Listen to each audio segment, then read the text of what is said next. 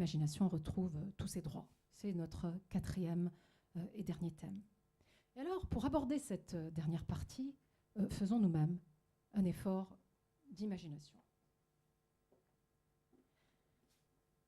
Nous sommes dans une de ces maisons typiques de la Renaissance italienne, faite d'un mélange de bois et de torchis. Il y a très peu d'ouverture, il fait très sombre. Un homme d'un âge moyen est penché sur sa table de chêne. Il est absorbé dans ses pensées. Dans la flamme vacillante, il regarde défiler sa propre vie.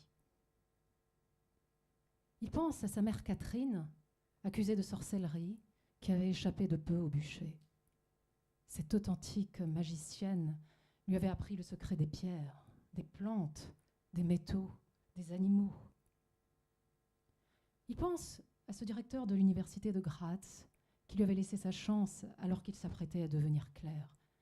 Être nommé à 23 ans professeur de mathématiques et d'astronomie, ça ne se refuse pas, surtout quand on crève de misère. Mais ses cours étaient vides.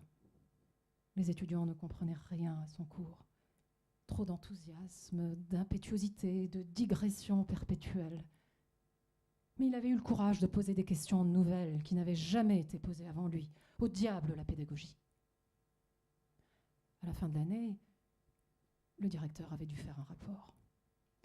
Il avait dit à la commission chargée de le suspendre « On ne doit pas reprocher à Kepler l'absence d'étudiants, car l'étude des mathématiques n'est pas l'affaire de tout le monde. » Il avait cru en lui. Il avait vu une œuvre en gestation. Puisse la postérité se souvenir de lui.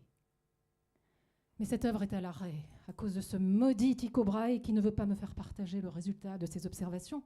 Il prétendait pourtant avoir besoin d'un collaborateur.